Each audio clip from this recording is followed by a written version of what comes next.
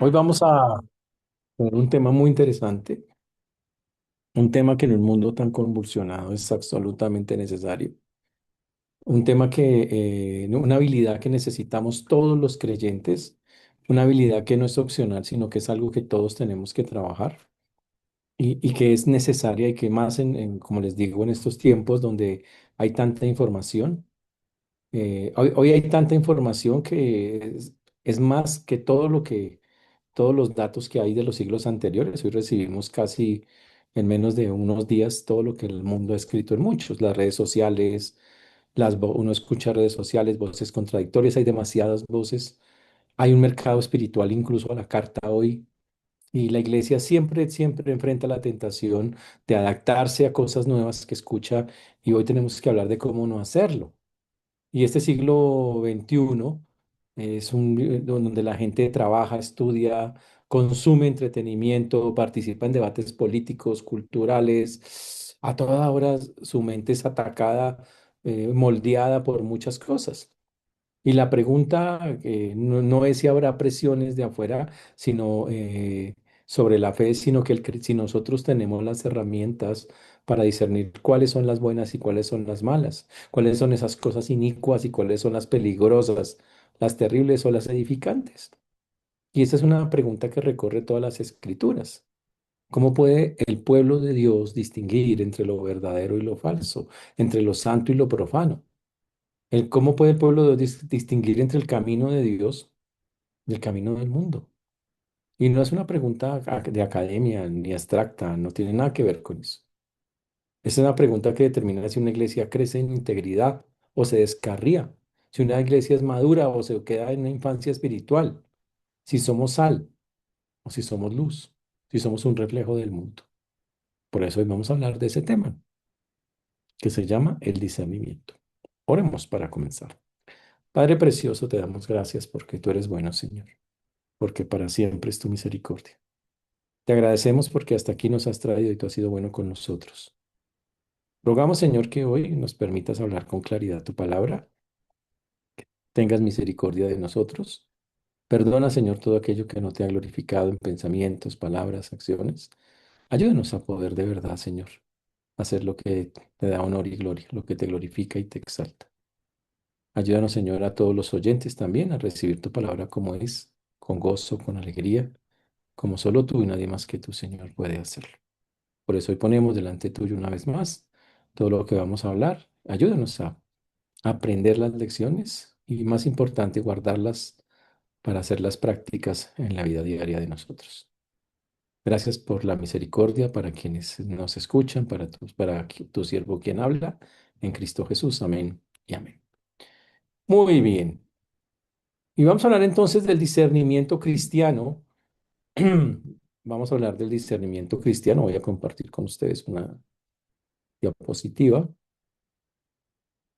Mente acá. Y vamos a hablar del discernimiento cristiano. Acá, muy bien. Ahí.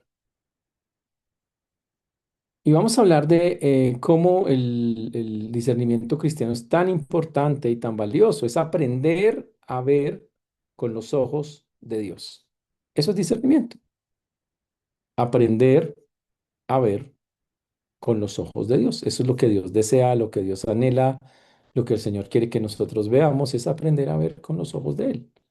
A veces es difícil, muchas personas no, eh, debo decir con tristeza, no se preocupan, no les importa o no les interesa realmente aprender a mirar las cosas de Dios, las cosas como las ve Dios. Y resulta que para Dios es absolutamente importante que nosotros lo llevemos a cabo. Es una cosa absolutamente valiosa que no podemos dejar a un lado en ningún momento porque el Señor quiere pues, que la tengamos en cuenta, que la miremos con el valor que debe ser. Es lo que nos va a ayudar a entender qué es lo verdadero de lo falso. Y para eso vamos a usar una serie de textos que son como una línea que nos ayudan a entender qué sería lo más importante para tener discernimiento. ¿Cómo hago yo para realmente tener eso tan importante? Porque vamos a darnos cuenta que es de un valor incalculable ¿Cómo para tener eso que es de tanto valor para todos nosotros? ¿Cómo hacemos? ¿Qué sería lo primero que yo tendría que pedir? ¿Qué sería lo primero? Y para eso tenemos ejemplos en la Biblia y vamos a usar varios pasajes que nos van a llevar como por un hilo conductor, ¿no? Son varios textos bíblicos que abordan todo el discernimiento cristiano. No los vamos a separar, los vamos a pegar y vamos a decir, mire, el discernimiento cristiano comienza con esto y después usted tiene que trabajar en esto y solamente se puede dar si tiene esto. Esa es la forma en que lo vamos a llevar. Y son como una sinfonía, como unos movimientos que van uno por uno, como estar armando un edificio poco a poco. Para la Biblia el discernimiento no es un tema secundario, es una capacidad central que todo creyente debe, debe trabajar. Es una cosa que todo creyente tiene que trabajar. Eso es lo que decimos. La Biblia nos manda a cultivar y a guardar las cosas de Él. Y el primer movimiento es este, Primera de Reyes 3:9. Vamos todos a Primera de Reyes 3:9. Igual les ayudo con el versículo acá en pantalla. Dice así.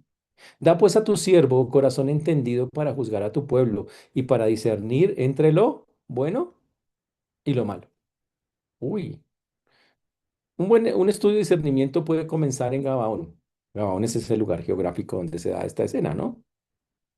Porque este texto es el que nos va a ayudar a cómo puede un ser humano ver la realidad como Dios la ve. Y la petición de Salomón que está hablando aquí en este texto es el punto de partida. Y es la pregunta correcta para comenzar. Para entender eso, yo los contextualizo de qué pasó en Primera de Reyes 3:9. Es una petición de Salomón. Salomón acaba de ser coronado rey de Israel. Su papá ha muerto, que es Primera de Reyes 3:1 al 8, y describe Primera de Reyes 3:1 al 8 a un joven rey que comienza su reinado en Israel con una piedad genuina, pero obvio, todavía es imperfecta. Hay circunstancias feas, aún se sacrifica en Israel en lugares altos, aún está en proceso de consolidar su reino. No es un rey sin manchas, pero es un rey humilde que sabe que necesita más de lo que tiene. Y entonces, la Biblia nos muestra esta escena. Y dice acá que, así como en algunas partes de la Biblia, Salomón tuvo ese privilegio de tener ese contacto con el Señor. Y por eso no es lo que está experimentando Salomón, no es una cosa cualquiera, es una revelación divina consciente en la que Dios se dirige directamente a Salomón. Y Salomón tiene ese sueño, esa visión con el Señor. Y cuando la tiene, wow, en esa charla tan bonita que ellos tienen, el Señor le dice de una manera, viendo el corazón de Salomón en ese momento, le dice, pide lo que quieras que yo te dé. Es una cosa increíble. ¿Te imaginas que Dios le dijera a usted, pide lo que quieras? Uy, que el soberano del universo le diga, oiga, ¿qué necesitas? ¿Qué quieres? ¿Qué deseas? ¿Qué anhelas? Ush, wow. Y Salomón entonces, para que entendamos cómo funciona el texto, si ustedes miran el texto detenidamente, la respuesta de Salomón es algo muy bonito, es algo muy, muy, muy, muy especial. Y la Biblia dice que Salomón amaba al Señor. O sea, si ustedes leen el texto desde el versículo número 3, estamos en Primera de Reyes 3:3, dice que Salomón amaba al Señor. Ush, qué chévere. Amaba al Señor. Qué bonito eso, ¿no? Que Salomón lo declare claramente. Y dice él que lo amaba y dice, amó a Jehová, andaba en los estatutos. Solamente todavía, obviamente, como les digo, era imperfecto y se le aparece el Señor. Y Salomón empieza con describiendo todo lo que es la misericordia de Dios, todo lo que es la misericordia de Dios en esos versículos. Y dice, tú hiciste gran misericordia a tu siervo David, mi padre, porque él anduvo delante de ti en verdad, en justicia, con rectitud de corazón para contigo. Tú le has reservado esta gran misericordia y él solo está dando gracias y gracias y gracias por todo lo que el Señor está haciendo. Todos los versículos del 6 al 8 son una expresión de gratitud reconociendo la fidelidad de Dios hacia su padre David. Y en el versículo 7 él dice, pero yo soy un chino. Ahora pues Jehová, Dios mío, tú me has puesto a mí, tu siervo, por rey en lugar de David mi padre, y yo soy joven y no sé cómo entrar ni salir. Ush. Señor, yo soy apenas un muchacho y soy consciente, no tengo idea de cómo entrar y salir. Wow, eso es muy chévere, muy bonito lo que está diciendo el texto. Y esa, y eso fue una preparación muy bonita, no lo dijo por protocolo, eso mostraba el corazón de Salomón, el tono en el que él va a responder. Y entonces viene una de las respuestas más increíbles de toda la Biblia, que nosotros es la que la que vimos acá en el versículo número 8. Da pues a tu siervo corazón entendido para juzgar a tu pueblo entre lo bueno y lo malo, que es el versículo 9. Salomón tenía todo y aún así fue a pedir la humildad, y aquí es donde viene el punto. Señores, la humildad es el punto de partida de todas las cosas. Y cuando si usted quiere tener discernimiento, la humildad es un elemento necesario, porque la humildad celebra que yo dependo de Él. La humildad está diciéndole a Dios, yo dependo de ti. Eso es lo que dice la humildad y es absolutamente necesaria, como se ve en este texto. Y lo increíble, no pidió poder, pidió ojos para ver como Dios ve. Ush, espectacular eso. Él no pidió poder, él no dijo, Señor, quiero estos superpoderes, quiero que tú me ayudes con estas cosas. No, no pidió nada de esas vainas, no le interesaba nada de eso, él no dijo nada de eso. Él pidió ojos para poder ver cómo el Señor ve. Y eso es muy bonito. Yo me pregunto, ¿usted alguna vez le ha dicho, Señor, dame ojos para ver cómo tú ves? ¿Le ha dicho al Señor, ayúdame a ver las cosas como tú las ves? Tal vez ese es nuestro problema. Entonces el discernimiento comienza donde termina la confianza en uno mismo. Cuando usted deja de confiar, es que yo sé, yo me las sé todas, yo sé todas las vainas, yo sé, entonces ahí comienza de verdad. Por eso Salomón dice, Señor, te pido que me des se llama lepchomea en hebreo. Señor, dame un corazón que escucha. Imagínese eso, un corazón obediente. Uy, un corazón dócil. Uy. Salomón, uno piensa, "Uy, el tipo pidió, y dame inteligencia, que yo sea el tipo más inteligente de toda la tierra". No, eso no fue lo que pidió. Yo lo que quiero es un corazón entendido, Señor. Es una petición profunda, significa un corazón que tenga la actitud de escuchar continuamente a Dios y que entienda lo que Dios dice y que no tome decisiones de manera autónoma, sino que permanezca receptivo todo el tiempo. Ush. En la cultura hebrea, el corazón es el centro de las emociones, de todo, todo gira alrededor del corazón. Se ubica acá en la mente, en lo que pensamos, en la voluntad, la inteligencia, las emociones. Y entonces Salomón le está diciendo, pido que todo mi ser se oriente, dame los ojos para que todo mi ser se oriente a escucharte a ti, que escuche tu voz, que tome decisiones contigo, que haga tu voluntad. Wow. En pocas palabras, que mi entendimiento cambie a ser el tuyo, Señor. Eso es algo muy bonito, muy bonito. Ahora, él no pidió, y cuando uno mira la oración, él no pidió para él, Señor, dame que yo sea. No, no, no, Señor, yo tengo un pueblo que por delante, ahora yo soy el rey, y lo pidió para juzgar al pueblo. El discernimiento siempre es para otros. Cuando usted no usa el discernimiento para otros, se llama orgullo intelectual. No es un logro de la vida. "Uy, yo soy, ya llegué a una". No, no, no. Es una cosa que tienes que hacer todos los días. No es una cosa de un día, se renueva todos los días. Todos los días tengo que depender de Dios. De eso se trata. Y por eso es tan bonito este tema del discernimiento, pero tan difícil de practicar para muchos, porque siempre es para otros, es el punto. Ahora uno dice, bueno, qué bonito eso, Y él decía, yo lo quiero para que todo el pueblo pues, reciba bendición, no lo quiero para mí, y así tiene que ser. El discernimiento no es para chicanear que usted lo tiene, ni para que usted ser más duro que los demás, sino para que los demás vean, podamos servirlos de la mejor manera. Él decía en la oración en ese versículo 9 para discernir entre lo bueno y lo malo. No significa solo lo moralmente correcto o lo incorrecto, sino que en las circunstancias difíciles, complejas de la vida, yo entienda lo que quiere Dios y que haga lo que realmente vale la pena y no que tome decisiones que producen daño. Eso es lo que Dios quiere. Ahora, ¿ustedes saben cuál fue la respuesta de Dios para Salomón en los versículos 10 al 14? ¿Sabe qué dice la Biblia cuando de Salomón pidió eso? Que eso es lo más increíble de la historia. Uno dice, ¿pero qué le dijo? ¿Qué fue tan importante?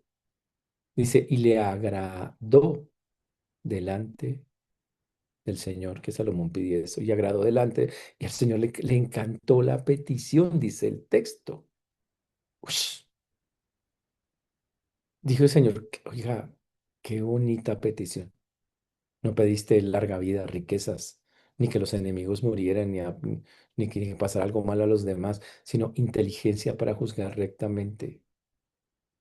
Ush, y Dios dice, me alegra tanto eso.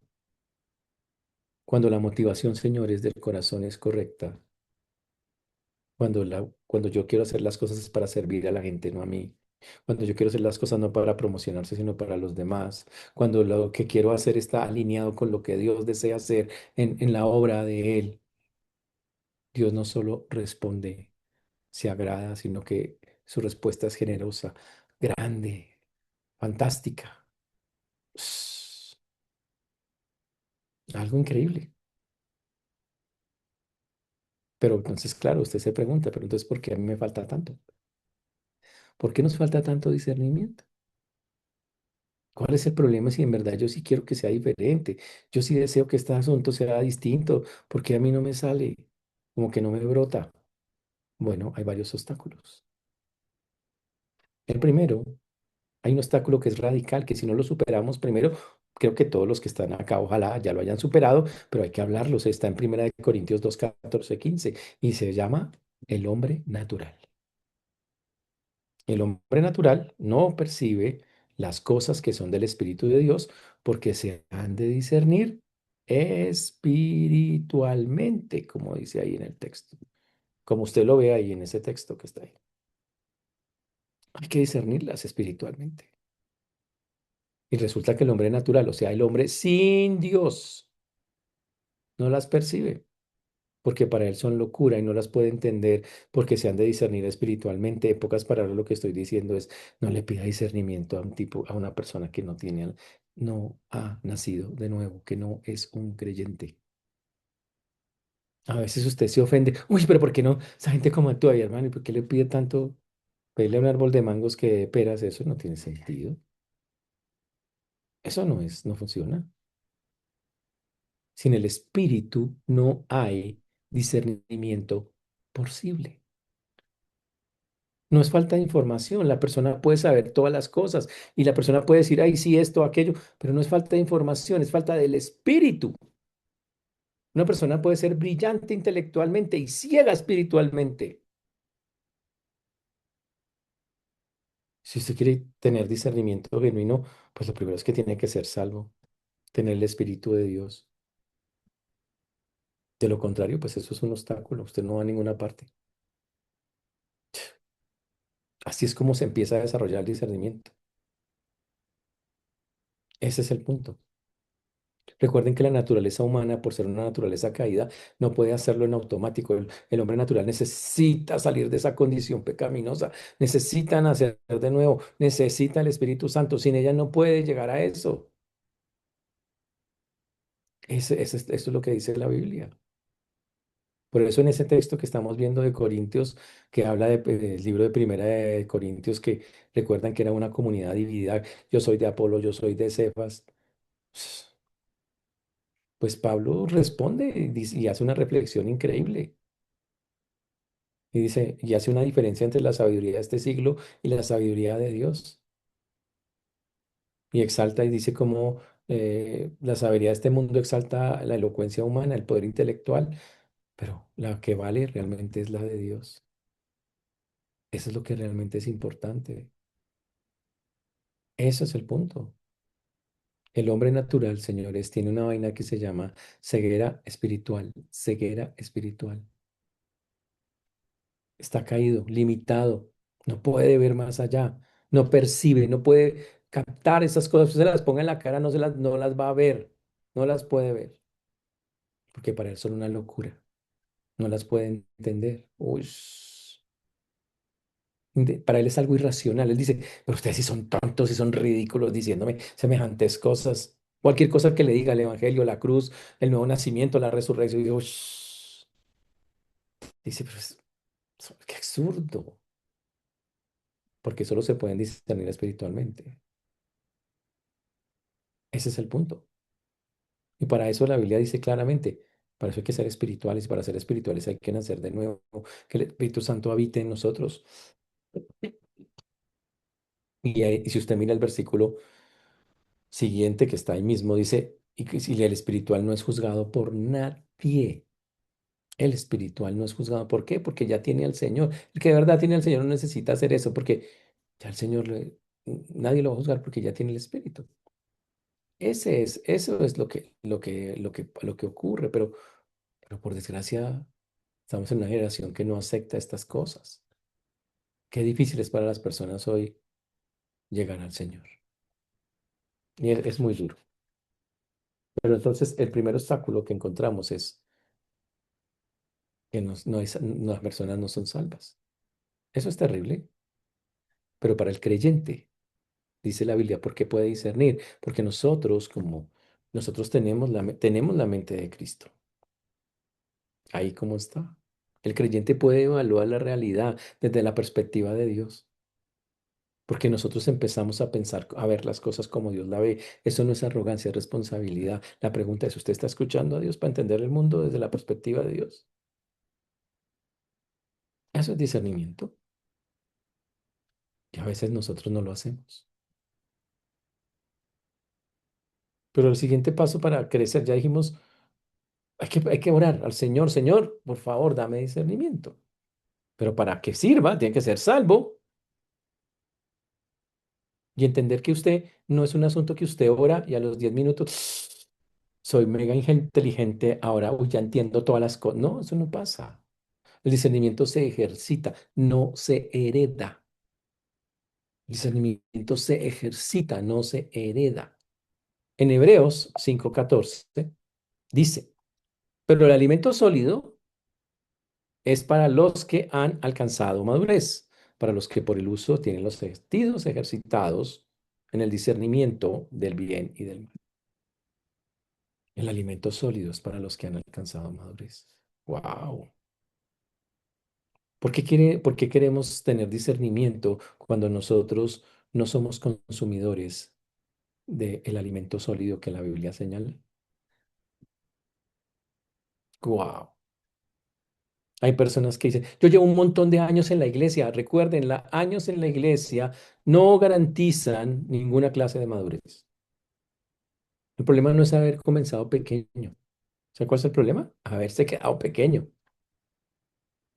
Dios confía en que nosotros, en que el tiempo y la práctica nos transformen. Dios quiere que eso pase, pero toca hacer nuestra parte. No llega en automático, no llega, no es que ya solo por estar en el Señor, ya eso va a pasar y yo soy así. Eso no pasa. Eso no va a ser de esa manera. No es así. Por eso decimos el discernimiento se ejercita, no se hereda. Wow. Y por eso el texto es clarísimo.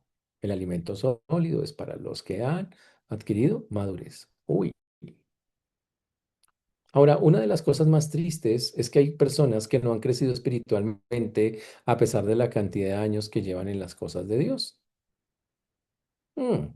Pablo, cuando está en en este texto que estamos observando aquí de Hebreos, lo aclara y dice que, y lo dice obviamente con tristeza, les dice, ustedes han permanecido en la infancia espiritual, ustedes deberían ser ya maestros, pero toca volverles a enseñar las cosas más pequeñas de la vida cristiana.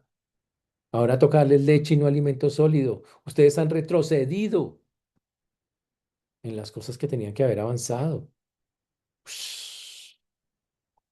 Wow. Entonces él dice, ¿saben qué es un creyente maduro? Es uno que tiene ejercitados los sentidos. Significa, es como un atleta que practica algo. Esa es la forma en que significa, es alguien que tiene un hábito que se repite. Ush, una disposición constante a hacer algo, a ejercer una virtud. Ush, es esa persona que, wow, ha desarrollado esa virtud con el tiempo porque, ojo, entrena para eso. Mm, Por eso dice ejercitados, que es donde viene la palabra gimnasio. Es como un músico que ha practicado durante muchos años y va por tanto practicar y dice, uy, esa nota está mal, uy, esa, así es como suena mal. El creyente que ha ejercitado sus sentidos espirituales mediante la práctica constante de la palabra y la obediencia puede detectar lo que es falso rápidamente. Y eso es lo que lo va a proteger. Eso es lo que lo va a proteger. Pero ¿saben dónde queda el gimnasio de los cristianos? En la iglesia. Es el gimnasio del espíritu. Ahí es donde nosotros trabajamos con Él, ahí es donde nosotros nos metemos. No hay madurez espiritual si usted se aísla. No hay madurez espiritual si usted se mete allá y se encloncha. No existe, no se puede dar. Y es triste eso, ¿no? Sí, y necesitamos entender eso, que tenemos que practicar el discernimiento, de trabajar con Él, porque es parte de la madurez genuina que un creyente puede tener, para, como dice la Biblia, distinguir entre el bien y el mal. Wow. No hay madurez, señores, si no hacemos esto.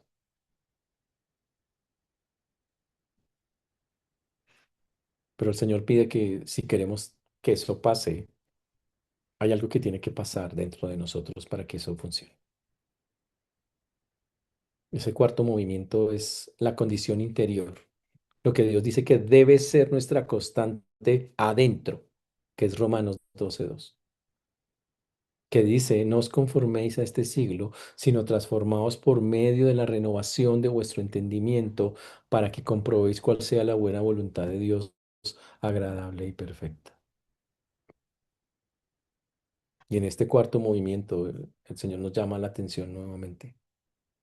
En los textos anteriores, estábamos mirando que toca orar para poder, empezábamos orando, como lo hizo Salomón en su momento. Entendíamos que si una persona no se mete con Dios, primeramente es imposible que llegue ese discernimiento, que toca empezar a practicar, a tener los sentidos ejercitados. Uy. Y para tener esos sentidos ejercitados, necesitamos que algo se renueve constantemente, nuestra mente.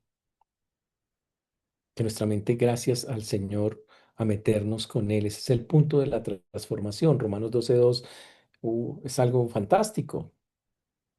Recuerden que Romanos, todos los capítulos, primeros 12 capítulos, está hablando literalmente de cómo funciona el Evangelio, la condena contra el pecado, la justificación por la fe.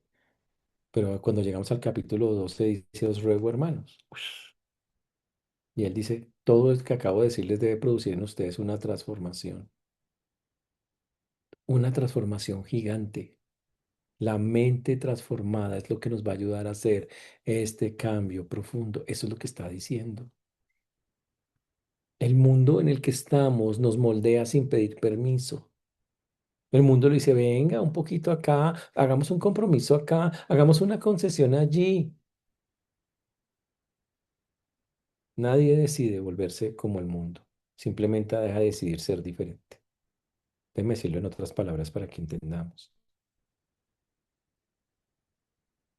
Usted es un cristiano y el asunto es usted no es que usted no decide volverse al mundo, usted dice, usted pierde su identidad, usted dice, usted deja de ser lo que es, simplemente deja de decidir, oiga, yo ya soy diferente, distinto, y usted deja de decidir que quiere ser así. Y eso es triste. Y obviamente es nuestra culpa. La Biblia señala que cuando hay ese discernimiento, cuando yo renuevo mi mente, yo le digo, Señor, yo necesito, yo no puedo moldearme a este mundo, yo puedo encontrar algo que se llama la voluntad de Dios, que la Biblia la describe siempre como buena, agradable, perfecta. Ese es el resultado. No es algo, no es una carga que soportar, es lo mejor que yo puedo tener, lo mejor de lo mejor. Y la mente renovada no obedece por obligación. La mente renovada reconoce y abraza las cosas. Dice, esto es lo bueno, tengo que hacerlo ya. Y a veces no queremos hacer, el discernimiento no nos da para hacer la voluntad buena, agradable y perfecta que el Señor nos muestra. Y por eso la Biblia dice, no os conforméis, resistan, peleen. El hombre natural se deja mordiar, pero nosotros no somos hombres naturales. Somos hombres y mujeres de Dios. Y por eso toca que la metamorfosis ocurra. Que en lugar de transformarnos al mundo, no, se transforme nuestra mente, que dejemos de dejar que la metamorfosis del mundo nos vuelva como ellos. No, no, no, no, no, no, no. ¿Cómo hacemos eso? La Biblia dice por medio de la renovación de vuestro entendimiento. Significa cuando nuestra mente tomamos la decisión, Señor, yo no me voy a dejar contaminar.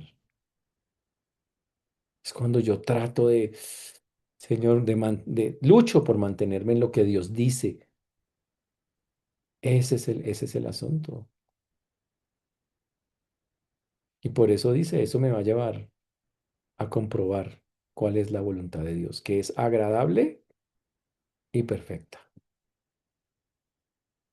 Recuerden, el problema de nosotros no es la falta de información, nosotros tenemos la información.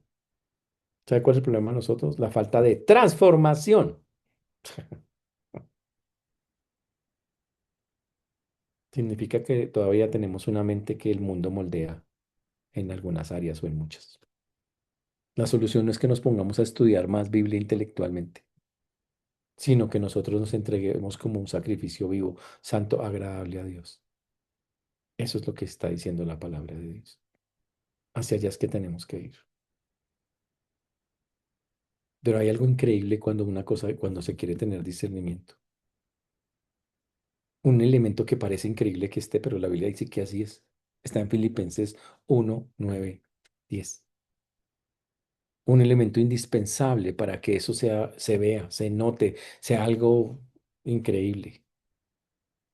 Y es Filipenses 1, 9, 10. Mire lo que dice este texto. Y esto pido en oración, que vuestro amor abunde aún más y más en ciencia, en todo conocimiento, para que aprobéis lo mejor, a fin de que seáis sinceros e irreprensibles para el día de Cristo. Ush. Te dice, bueno, ¿dónde está el discernimiento ahí? Vamos a discernir que sí está el discernimiento ahí. Eso es Filipenses 1:9. Filipenses 1:9 y 10. Pablo ora por un amor que sabe las cosas, no por sentimentalismo. Dice, y por eso cuando miramos el texto detenidamente, quiero que lo miremos, él dice en oración que vuestro amor abunde. ¿Por qué? ¿Qué amor está hablando? Pues el amor de Dios que colocó en nosotros, que abunde, que se refleje. ¿En qué? En todo. Increíble, pero aquí está diciendo que cuando hay más y más amor en mí, lo que ocurre es que yo puedo aprobar lo mejor, puedo discernir qué es lo mejor. Increíble, eso me da discernimiento. Amar me da discernimiento, es lo que está diciendo el muchacho. Amar sin discernir no protege a nadie. Esa es la otra parte de la historia. Uy, increíble. Entonces, ¿queremos un modelo de discernimiento? Hay que orar. La oración de Pablo es fantástica para eso. Pablo consideraba muy importante para la vida de una comunidad cristiana que estuviera orando porque el Señor les diera esa sabiduría, ese crecimiento, ese discernimiento. Ojo, en amor. Pablo no oró principalmente por salud o prosperidad, protección física, oró por su crecimiento espiritual, su conocimiento de Dios y su capacidad de discernir y elegir, ojo, no lo bueno, lo excelente. Ush. Entonces el discernimiento bíblico, señores, no comienza intelectualmente, sino con el amor. Es el amor que me motiva a conocer, Señor, yo quiero conocer tu voluntad. Señor, yo quiero que tú me des la fuerza tuya. El amor garantiza que Dios me da muchas de esas cosas. Y Pablo así lo quiere mostrar. Es, no, es edificar en lugar de juzgar y destruir. El discernimiento verdadero siempre tiene un destinatario, siempre está hecho con amor para el servicio a otros. Pero el combustible de todo eso es por amor, Señor. Quiero conocerte, quiero y así poder servir a los demás. Es por ese lado que se hace.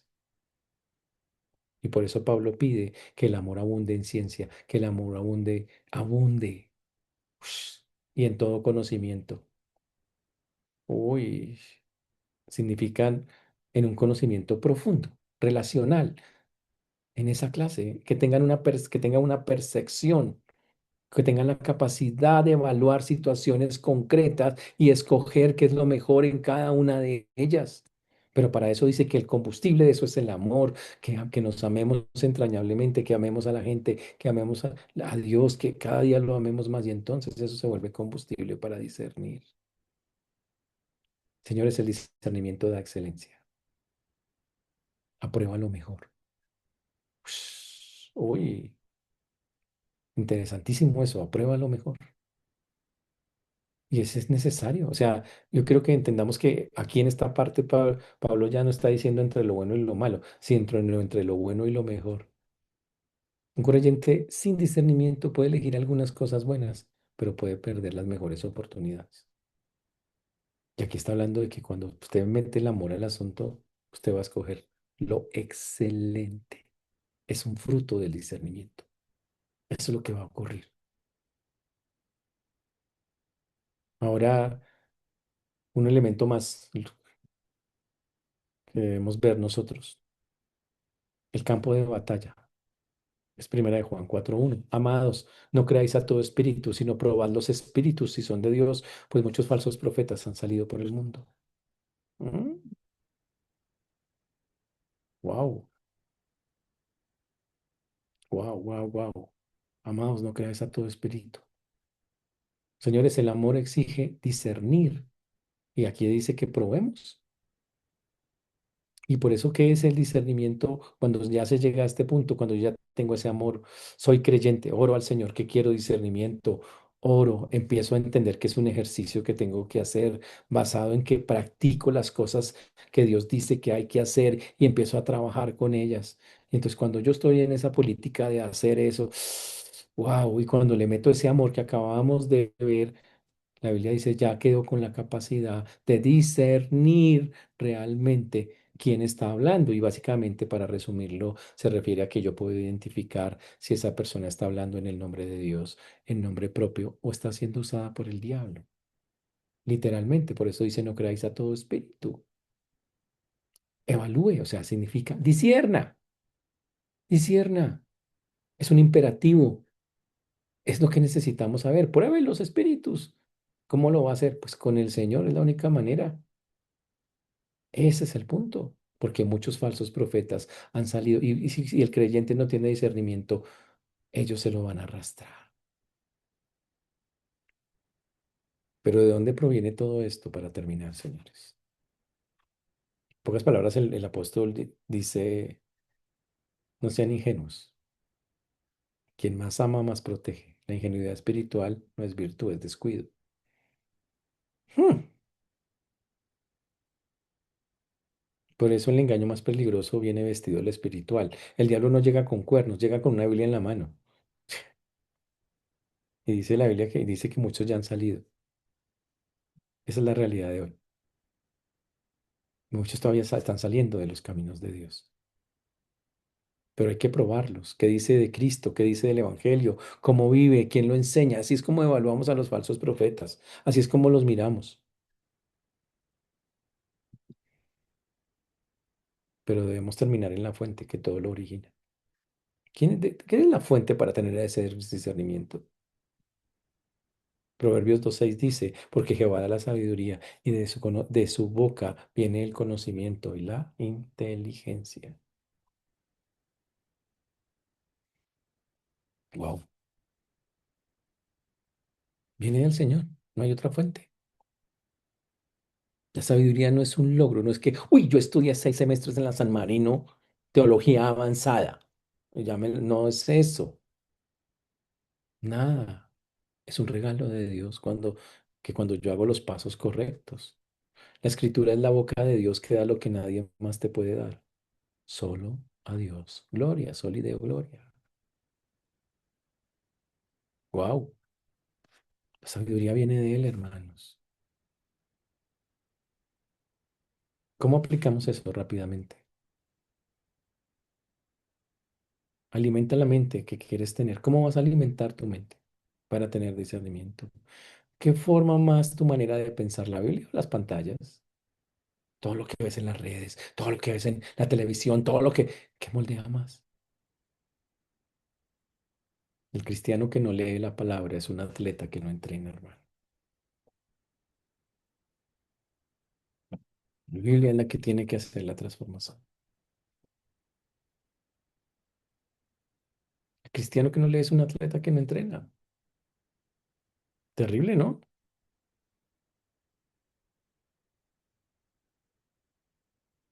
No navegues solo. ¿Quieres tener discernimiento? Tendrás que aprender a aceptar que hay personas busca a esas personas que tienen esa capacidad también de ver cosas y literalmente que puedan decirte verdades difíciles. La rendición de cuentas no es control, es amor que protege, es parte del discernimiento. Que la gente pueda mostrarte, tú tienes esto, tú tienes esto, tú tienes esto, esa clase de cosas.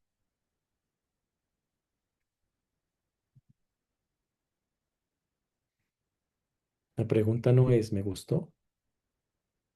Sino, ¿es fiel a Cristo eso? Así es como evaluamos. Eso que dijo es fiel a Cristo. Porque usted puede que le haya gustado, pero no es fiel a Cristo. El ejemplo perfecto son los de Berea. Evaluaron a Pablo y Pablo los elogió. El discernimiento va en ese sentido.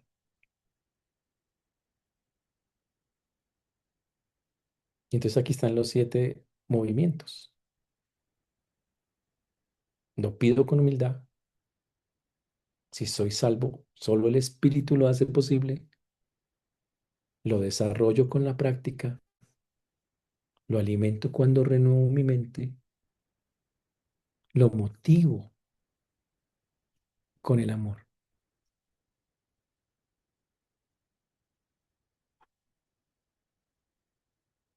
Lo motivas con el amor. Wow.